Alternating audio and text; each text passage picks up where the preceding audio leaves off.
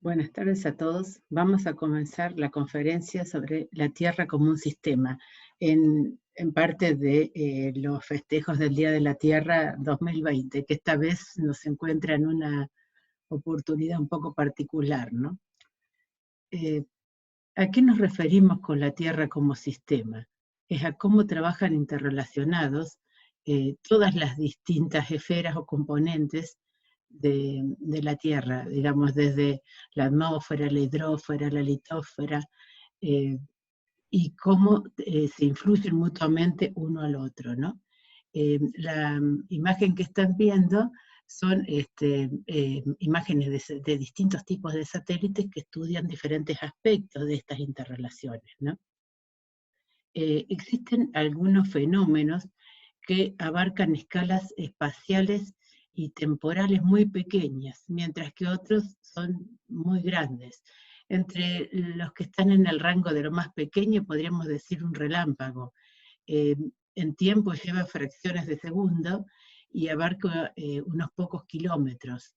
Ya un tornado un poco más, bueno, un huracán mucho más grande, y la composición de la atmósfera, digamos, cambia a través de décadas, ¿no? Y tiene un alcance global. Acá tienen ejemplos de rayos, por ejemplo. En esta imagen que estamos viendo aquí nos está mostrando las zonas con más cantidad de rayos desde 1995 a 2013.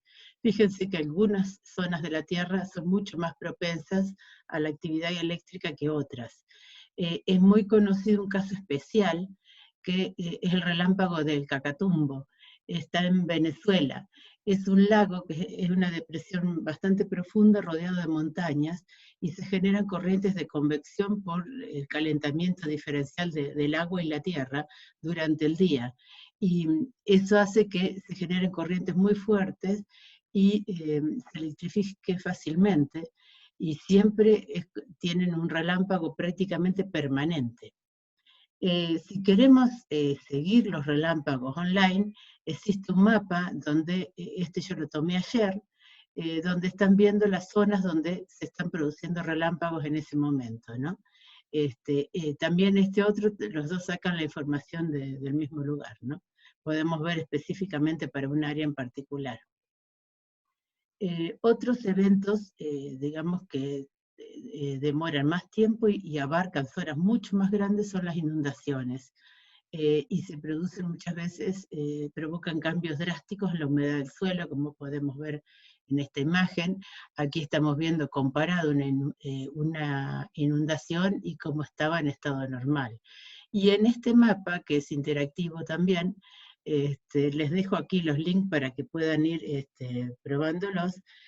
Tienen una concentración de inundaciones desde 1985 a 1916. Fíjense que prácticamente quedan muy pocos lugares de la Tierra que no se lleguen a inundar. Las precipitaciones también las podemos seguir en tiempo real, y es muy fácil para establecer distintos tipos de relaciones que estamos observando en el terreno, ¿no? Por ejemplo, si yo tengo una estación meteorológica, estoy viendo el viento, me puedo ir anticipando con las imágenes de satélite a ver qué va a ocurrir. En general suelen tener un delay de unas 3 horas más o menos. ¿Qué otras conexiones, digamos, podemos estudiar? Los fenómenos están todos conectados entre sí. Algunas erupciones volcánicas suelen alterar la atmósfera globalmente durante años, porque generan mucha concentración de ceniza en la atmósfera y tapan, digamos, en parte la radiación solar. Entonces genera enfriamiento, también intervienen en la formación de nubes. Es decir, tiene toda otra química totalmente diferente y cambia radicalmente, digamos, una región y a veces hasta alcance global, ¿no? Depende el tamaño de la erupción. La corriente del niño y la niña, digamos, conocida científicamente como el fenómeno ENSO, si bien ocurre en la zona tropical, afecta el clima en prácticamente todo el planeta durante meses. El paso de un sistema meteorológico puede generar tornados que cortan una franja, digamos, de un bosque y el resto queda perfecto. Otras conexiones también son fundamentales para el sistema Tierra. Acá podemos ver el caso del niño y la niña. Fíjense, acá está tomado desde el 50 hasta el 2015. No siempre tienen la misma intensidad y la misma duración. La fase que vemos en azul es la fase fría, la fase de la niña, y lo que vemos en rojo es la fase cálida, que es la fase del niño. Es decir, que pueden variar muchísimo. Si miramos este periodo, fue una fase de niño larga. Aquí lo tienen en imágenes, que es lo que, bueno, no lo voy a poner porque si no me superpongo con la charla, pero es una animación donde empieza a mostrar cómo la temperatura cálida se mantiene en esta zona y no llega la corriente fría desde Humboldt, no llega a penetrar. Por lo tanto, me deja cálida esta zona, produce lluvias en la zona de Perú y o sea, las zonas cercanas, pero también termina influyendo con mayor cantidad de lluvias, por ejemplo, hasta en Argentina, en Brasil. En cambio, la fase fría produce, digamos, inviernos más fríos y más secos. Acá tienen el caso de la niña 98 y el niño 97, que fueron muy, muy fuertes y bastante estudiados, digamos, el fenómeno, ¿no? Si observamos este video, vamos a ver que la incidencia del sol y la temperatura hace cambiar drásticamente los ecosistemas, como en el caso de este bosque, ¿no? Y poder llegar a medir cualquiera de estas variables, ya sea el crecimiento de las plantas, los colores de las hojas, el estado del suelo, la humedad, la temperatura del aire, estamos estudiando algún aspecto de ese ecosistema, ¿sí?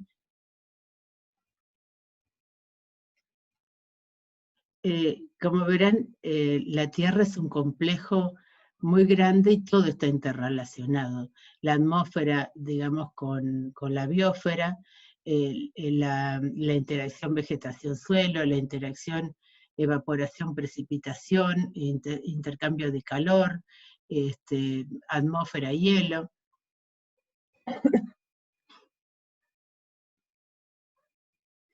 Y aquí vamos a ver un efecto de cómo, digamos, lo que ocurre en un lugar nos termina afectando a la otra punta del mundo, ¿no?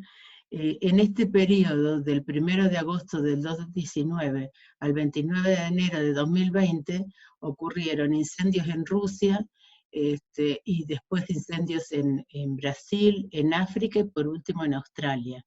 Los incendios van a ver las imágenes en rojo, que es lo que va alargando el monóxido de carbono. Lo que ven en amarillo es el polvo del Sahara que se traslada por el viento, digamos, y llega hasta Sudamérica, incluso continúa. Lo que ven en rosa es la cantidad de óxidos de nitrógeno que en general se producen por contaminación del aire. Lo vamos a poner a funcionar. Fíjense que prácticamente da la vuelta al Ártico todo el humo de los incendios de Rusia. Cuando terminan ese empiezan los incendios en Brasil, donde Paraguay recibe muchísima cantidad de humo prácticamente todos los días. Y observen cómo también el humo de África se va, y también viene llegando el polvo del Amazonas. Ahora sobre el final, fíjense que empieza incendios en Borneo y Sumatra, y incendios también en Australia, que fueron tan terribles este año, ¿no? Y observan cómo llegan también incluso hasta Argentina, Paraguay y hasta el norte de Brasil algunos días.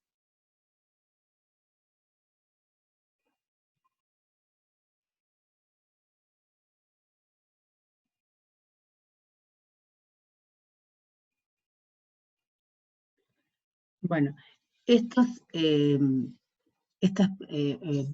fenómenos se producen, digamos, por alguna causa particular, pero también a su vez en forma natural ocurren los ciclos del sistema terrestre, ¿no? El más conocido quizás es el ciclo del agua, y bueno, y ocurren muchos más, los que más estudiamos en la escuela por la relevancia que tienen, son el ciclo del carbono, el ciclo del fósforo, el ciclo del nitrógeno, el ciclo del oxígeno. Los ciclos de energía y agua, digamos, y ciertos elementos químicos se van relacionando. La energía del sol que llega a la atmósfera y algunos rayos que se reflejan de nuevo hacia el espacio, mientras que el resto comienza a penetrar y va proveyendo energía a la atmósfera. El agua se va a evaporar, se condensa, se congela, vuelve a caer en la superficie, se escurre, se filtra, fluye hacia acuíferos, ríos, océanos. Y los elementos químicos como carbono, nitrógeno, fósforo, azufre, circulan entre los organismos vivos, la atmósfera, los sedimentos, los suelos y cuerpos de agua. Aquí podemos ver el ciclo del agua, que bueno, un poco es lo que les estuve contando, ¿no? Cómo se va dando dentro de estos parámetros. El ciclo del carbono, que el ciclo del carbono lo vamos desbalanceando nosotros al tomar el carbono fósil.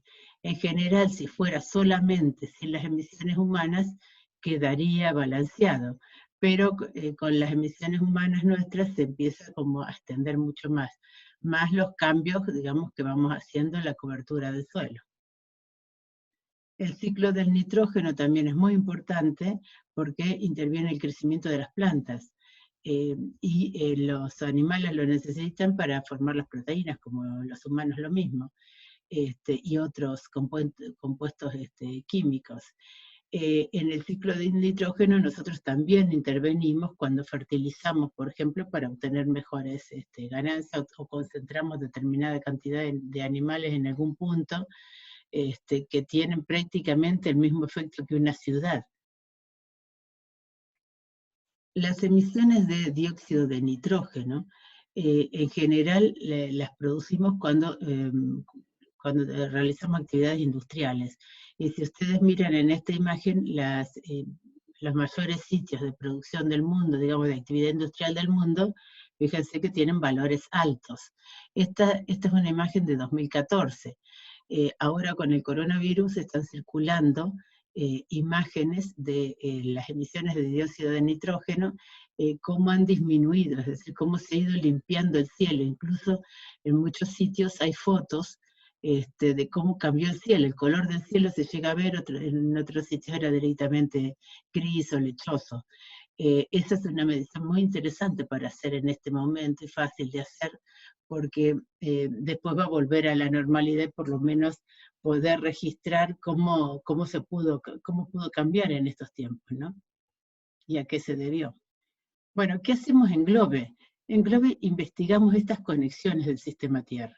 La podemos investigar realizando mediciones en el lugar, digamos, con distintos elementos, acá en este caso termómetro, pero bueno, con diferentes elementos más sofisticados a veces, o utilizando el teléfono celular. Hay una aplicación Globe Observer que nos permite hacer algunas mediciones que son directamente observaciones, muy sencillas de hacer, y donde también participa la ciencia ciudadana.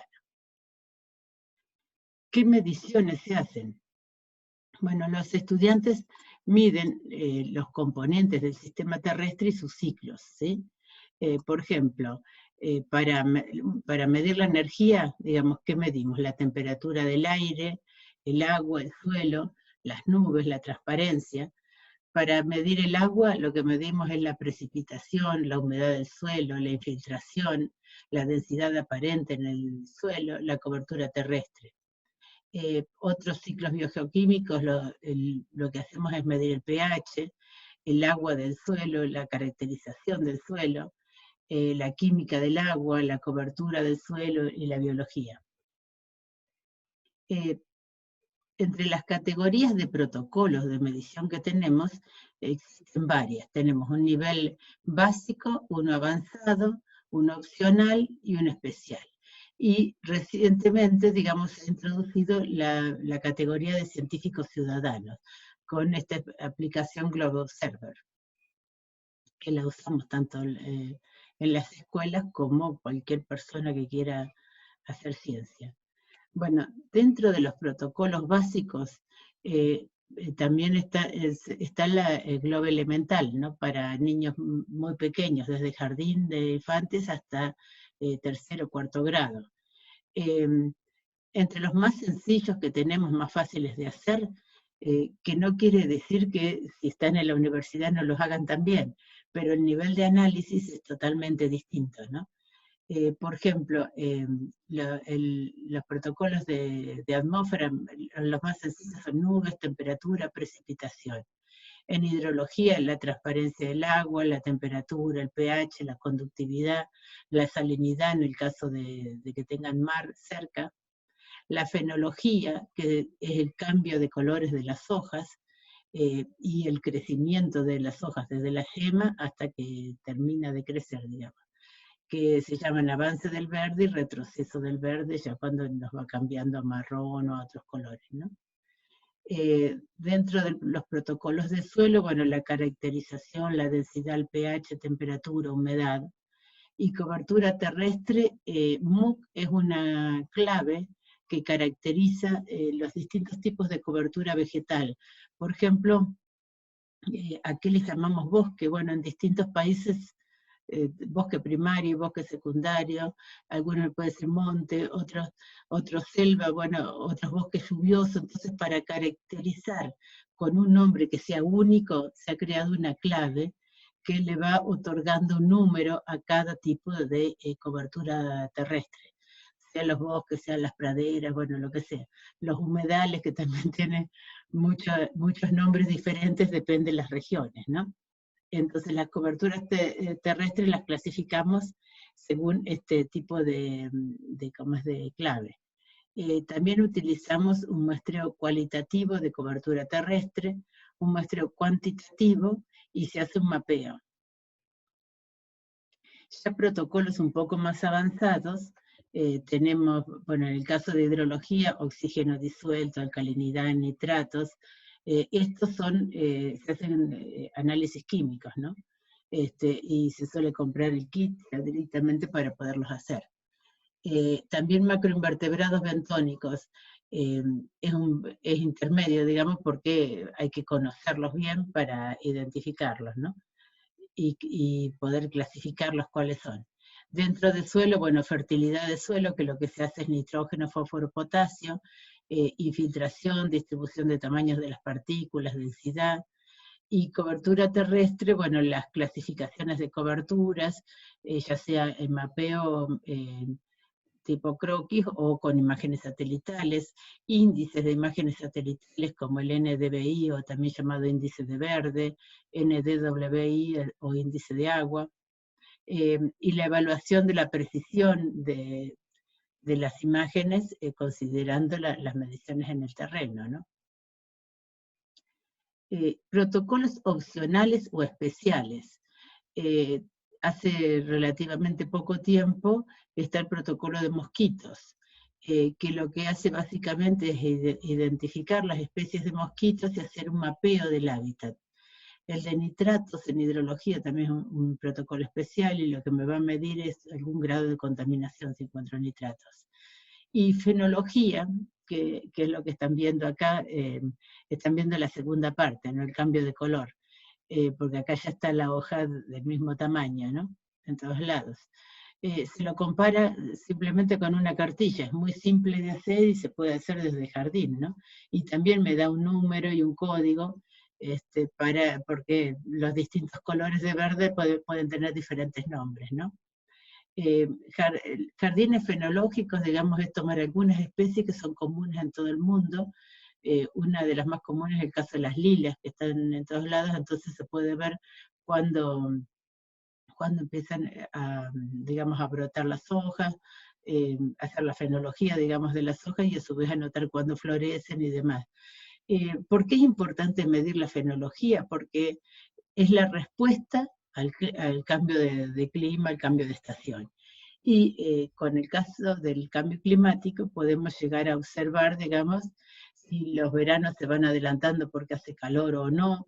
Habrán visto que siempre escuchamos que con el cambio climático se va calentando, pero algunas zonas en particular se están enfriando, es decir, que no es todo homogéneo. Entonces es muy interesante poder ver qué pasa en cada sitio, ¿no? Y una de las formas de medirlo es ver la respuesta biológica a esos cambios ambientales. Y además es muy simple de hacer. Bueno, con las algas marinas también es bastante similar lo que se hace, y también con la migración de algunas aves, ¿no? Globo elemental es muy importante, digamos, para iniciar a los niños en la ciencia y enseñarles a pensar como científicos. Este libro en particular, Todo acerca de la Tierra, es de la Tierra como sistema. Pero fíjense que tiene todos los temas de Globe armados como un cuento, y a su vez tienen actividades para poder desarrollar. Es decir, que en ese mismo cuento nos podemos ir centrando para ir haciendo todo el resto de las actividades para que vayan aprendiendo. Y realmente es muy sencillo y les gusta mucho, ¿no? A los chicos. Incluso hasta recientemente han lanzado un boletín sobre el Zika y los mosquitos. ¿Qué son los proyectos de ciencia ciudadana? Bueno, son aquellos que en realidad puede hacer cualquier persona que quiera y le guste, digamos, la ciencia. Simplemente se descarga la aplicación Globe Observer y en este momento tenemos la aplicación de nubes, mosquitos, cobertura terrestre y árboles. Esta es una foto en Paraguay, justamente en un taller. Quizás alguien de los que se reconozca aquí, de los que estén presentes, estábamos realizando mediciones de nubes, y estamos todos apuntando hacia arriba porque en un determinado momento nos pregunta qué tipo de nubes hay, incluso después nos pide fotos hacia los 4 puntos cardinales, y una de arriba y otra de abajo. También hay cosas muy interesantes como casos especiales, por ejemplo, tormentas de polvo, como tienen aquí al lado, o digamos si está oscuro por alguna otra causa, como erupciones volcánicas, o simplemente contaminación. Por ejemplo, esto que vimos al comienzo, que llegaba el humo desde el Amazonas o desde Australia. Estamos viendo, digamos, cambios en el color del cielo, y hay veces que se ve, digamos, una tormenta en particular, que la nube es de humo y no una nube digamos, de vapor de agua, ¿no? Bueno, esta otra aplicación es para medir la altura de los árboles. Lo hace por un sistema de triangulación. Yo mido, alineo el teléfono hacia la base del árbol, después lo alineo, lo inclino para ver el tope, me va poniendo una línea y tengo que alinearlo ahí, y después camino hacia la base del árbol y cuento los pasos que tengo, y ahí lo agrego. Con esos datos me puede calcular la altura. También toma el dato de GPS del árbol, entonces podemos después saber, digamos, dónde están los árboles y qué altura tiene, y poderlos comparar con muchas imágenes de satélite que miden el crecimiento de la vegetación, y algunos en especial que miden la altura de los árboles. Esta aplicación es la de cobertura terrestre, que simplemente lo que estamos haciendo es clasificar qué es lo que hay en ese lugar. Podemos hacer siempre el mismo lugar, o podemos, si salimos a algún lugar a hacer una caminata, bueno, poder hacer ese tipo de mediciones también. O cuando yo estoy midiendo, por ejemplo, en el caso de los mosquitos, quiero saber el tipo de hábitat que tienen, no solamente me interesa el agua, sino en qué lugar está, dónde está el charco, si tengo árboles, si no tengo árboles, la cantidad de sombra que tengo, el tipo de cobertura que tengo en ese sector. Y una en particular es la aplicación para eclipses. Esta la pone en el momento que hay eclipses, ¿no? Este año vamos a tener un eclipse en Argentina y en Chile. Desde Paraguay, yo lo marqué aquí desde la ciudad de Asunción, se va a ver el 36,9% de sombra, es decir que algo van a llegar a ver. Aquí en mi ciudad yo voy a tener la suerte de ver el 100% de sombra. Así que nos estamos preparando. Espero que el coronavirus igual nos deje salir, pero en caso de que no nos deje salir, hasta desde nuestras casas lo vamos a poder ver. Bueno, es una actividad muy importante y nos permite medir la temperatura, cómo va cambiando, y la cobertura de nubes con este tipo de aplicación. Y me va generando un gráfico de cómo va cambiando. ¿Qué otras cosas ocurren durante un eclipse? Por ejemplo, si tengo como hecho un eclipse solar, las aves se alborotan, se van a dormir, digamos, se empiezan a preparar para ir a sus nidos, el viento se detiene, la temperatura baja, entonces por eso es importante hacer estas mediciones y ver qué tipo de fenómenos ocurren en un ratito, o sea, en casi 2 minutos, que dura la sombra total, ¿no? Bueno, ¿qué son las esferas de Globe? Justamente Globe está organizado por diferentes esferas para trabajar. Es decir, podemos hacer los protocolos solamente de una o podemos hacer alguna interrelación con otros, ¿no? Tenemos la Tierra como sistema que toma un poco de cada uno, ¿no? O medir solamente la atmósfera, la biosfera, la hidrósfera o pedósfera. Estos los podemos hacer como globe elemental, es decir, los niños pequeños, como ya todo el secundario y la universidad, como estudiantes globe, o como científicos ciudadanos, con Globe Observer. Bueno, aquí van a ver la pérdida de selva en Bolivia.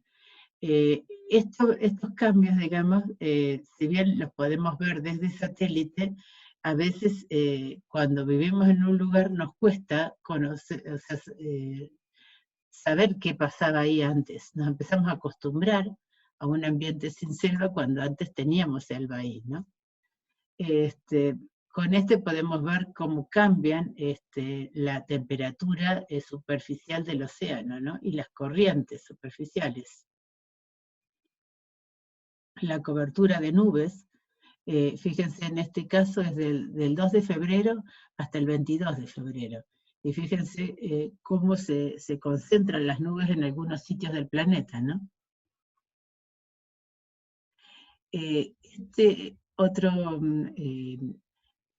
Digamos, otra forma de visualizar imágenes satelitales es con este sitio EarNull.net.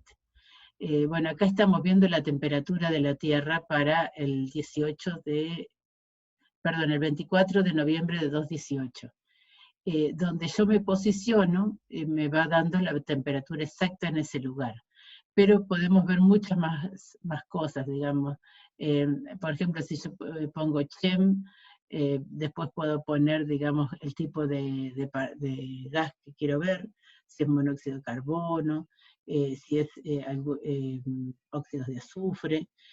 También puedo ver las partículas, ya sea partículas de polvo, partículas un poco más grandes, cuando quiero ver si hay humo o no, es decir, los vientos.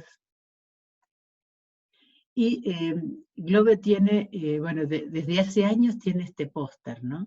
Que me va poniendo los meses del año y las distintas aspectos, ¿no? Como la radiación solar, la temperatura superficial, la fracción de nubes, la biosfera. Bueno, esto podemos ir viendo cómo va cambiando a lo largo del año y a su vez entre distintos aspectos de la Tierra. Esos mismos ahora están en video y tienen para diferentes años, ¿no? Y aquí hay un póster donde directamente les da póster y a su vez conectividades en cómo trabajarlo, ¿no? Y les va dando las preguntas, qué hacer, qué cosas relacionar, en base, digamos, al póster del 2007, pero después también les da ideas para otras comparaciones. Y este otro sitio también les da muchas ideas para explorar, tiene una serie de mapas globales, es similar al anterior, pero tiene más cantidad de comparaciones, ¿no? Acá pueden ver, por ejemplo, la cobertura de nubes, bueno, la fracción de nubes en un determinado momento, la radiación neta, en este caso los incendios, y a su vez me sugiere comparaciones. Si yo tengo incendios, me sugiere que lo compare con el humo en la atmósfera y con el monóxido de carbono en la atmósfera. Van a encontrar una relación muy directa, por ejemplo, en África siempre, porque África siempre tiene muchísimos incendios. Igual el Amazonas tiene bastantes, ¿no? Pero es un sitio donde casi no nos llegan las noticias de los incendios. Bueno, otra de las cosas que podemos explorar es un solo grupo de imágenes de un mismo mes, explorar cambios anuales, explorar relaciones, como esta que les estaba contando, explorar una variable durante un mes en particular, estudiar regiones, por ejemplo, cambios entre los polos y el Ecuador, explorar mapas globales con periodos de tiempo más grandes, por ejemplo, ver si la cobertura de nieve se viene dando todos los años igual o no. Y les recomiendo estos documentales. Son 2 documentales largos, casi de 1 hora cada uno, de la Tierra desde el espacio, que muestra específicamente muchas conexiones que se conocieron a partir del uso de satélites. Bueno, hoy les hablé de los protocolos en particular, y les dije que la Tierra como sistema vinculaba a todos. Bueno, aquí tienen paquetes de protocolos que ya están armados con algunas preguntas sugeridas y qué cosas medir. Esto pueden hacerlo exactamente igual como está, o pueden tomarlo como idea y cambiarle ustedes también, ¿no? Por ejemplo, el paquete de protocolo ENSO, es decir, del estudio de cómo influye el niño y la niña, ¿no? En diferentes sitios, el paquete de protocolo de mosquitos, que es decir, no solamente mapea el hábitat del mosquito, digamos qué especie tengo y dónde está, sino además poder medir calidad de agua del charco, medir la cobertura terrestre. Bueno, lo mismo tenemos paquetes de océano, paquete para protocolos de ríos y lagos, es decir, además de lo que ya tenemos en hidrología, ¿qué otra cosa y qué otro aspecto podemos tener en cuenta? Paquetes de suelo, paquetes de protocolos urbanos, por ejemplo, cobertura terrestre urbana. Es muy interesante ver el caso del arbolado urbano, cómo disminuye la temperatura en una ciudad, y la temperatura superficial, ¿no? Y cómo a su vez disminuye también el efecto isla de calor de las ciudades. Cuanto más al centro nos vamos llegando en una ciudad grande, en general hace mucho más calor que la periferia. Bueno, protocolos del ciclo del agua, protocolos de calidad del agua, protocolos de clima. ¿De dónde obtenemos los datos, digamos, para hacer una investigación? Bueno, en general de las mediciones que nosotros hacemos, en este momento podemos hacer muy pocas mediciones, porque no podemos salir, ¿no? Es decir, una de las que están sugiriendo es, bueno, que sea desde la ventana, podés monitorear el cielo, monitorear las nubes, quizás medir algún arbolito, pero digamos, ese tipo de mediciones en particular. Bueno, también otra de las cosas que podemos hacer es tomar datos que ya hay, allí hay muchísimos datos. Globe acaba de cumplir 25 años, por lo tanto, desde esa época se están subiendo datos a Globe. Hasta ya podemos hacer alguna comparación histórica, cómo cambió ese lugar o si se mantuvo. Aquí tienen una visualización de los datos de nubes, digamos, que tiene Globe, ¿no? No me acuerdo desde qué periodo la tomé, pero dispone de mediciones desde hace muchísimo tiempo, ¿no? En este otro sitio web está muy relacionado con Globe, prácticamente igual, digamos. Globe se organiza por protocolos y MyNASA Data se organiza por fenómenos, ¿sí? Es decir, yo quiero estudiar un huracán, el efecto de un huracán, el efecto de isla de calor, el efecto de los incendios en Australia. Es decir, voy buscando de esa forma. Si ustedes miran, tiene los mismos temas, ¿no? La atmósfera, la biosfera, criósfera. Criósfera nos referimos a toda la cobertura de hielo, ya sea hielo marino o hielo continental. La geósfera, hidrósfera, y tenemos la Tierra como sistema. De todos estos tenemos la parte, digamos, de conceptual, tenemos colecciones de mapas, tenemos datos, podemos acceder a imágenes satelitales, podemos descargar datos de imágenes satelitales, tiene muchísima información para poder complementar, ya sea mediciones que tengamos o hacer directamente una investigación de cero con esto. En este momento considérenla porque, digamos, hasta que podamos salir a tomar mediciones, es una opción válida, ¿no? Bueno, otro recurso muy bueno es HoloGlobe. Es una aplicación para celular. Es muy interesante porque se puede usar con este cubo y hacerlo como realidad aumentada. Si ven acá, ven que estamos viendo la parte de atrás, digamos, de una casa. O lo puedo usar sin el cubo y lo veo de esta manera. También puedo usarlo con los lentes de realidad virtual y el cubo. Y lo veo de esta forma, ¿no? Acá también tienen una práctica en Paraguay, digamos, observando, digamos, la lluvia de ese día, ¿sí? A lo que accedemos son imágenes satelitales. También a corrientes marinas, a paso de satélites. Desde aquí pueden descargar el link y armar el cubo. El cubo también lo pueden comprar, pero se puede descargar y imprimirlo en papel y funciona perfectamente.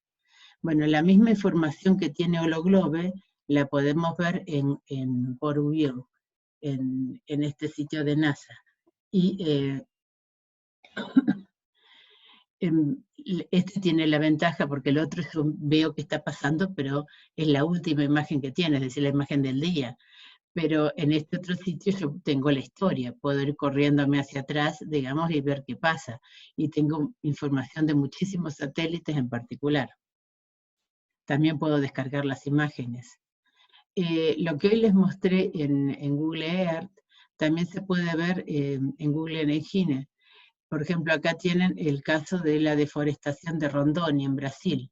Fíjense, este es para el 1984 y este es 2018, en una zona de Rondônia, ¿no? Bueno, se los había mostrado hoy. En el resto, cómo podemos obtener, por ejemplo, en este caso estamos viendo incendios y acá la temperatura superficial. Y a su vez, si yo le doy clic acá, los voy a ver, digamos, en paralelo, es decir, van a funcionar los dos videos en paralelo.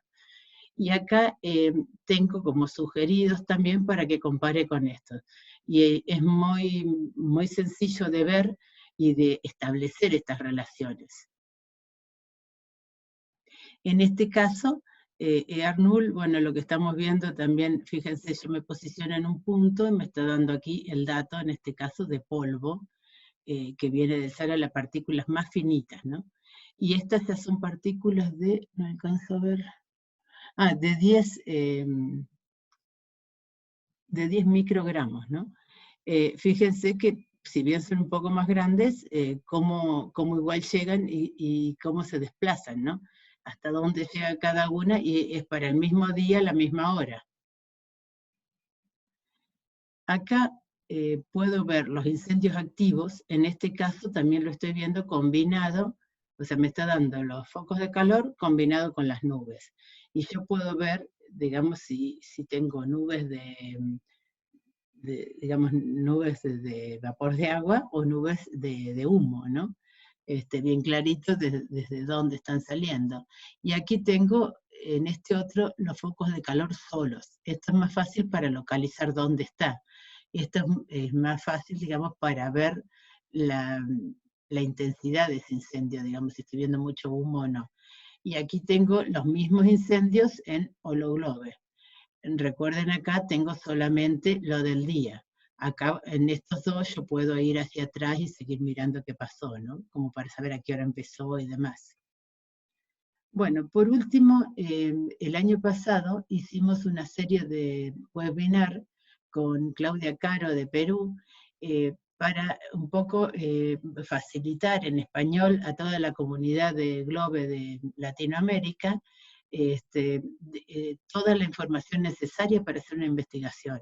Tienen desde la visión general, es decir, ¿para qué quiero una investigación? ¿Qué puedo investigar? Si no tengo ni idea qué hacer, bueno, cómo arrancar de cero está ahí. Después, bueno, tenemos otra de qué investigar, el plan de investigación, la metodología de investigación, depende de lo que vaya a hacer, cómo descargar, cómo presentar, descargar datos de GLOBE, cómo presentar los resultados, cómo analizar los datos, la discusión, las conclusiones, y cómo redactar un informe de investigación y cómo presentarlo.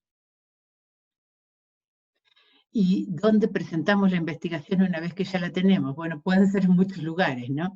Pero GLOBE tiene todos los años un simposio virtual de ciencia y tiene distintas categorías para que nos presentemos, ¿no? Y bueno, es interesante que los chicos trabajen y tengan donde presentarse, tiene jurados, le hacen devoluciones.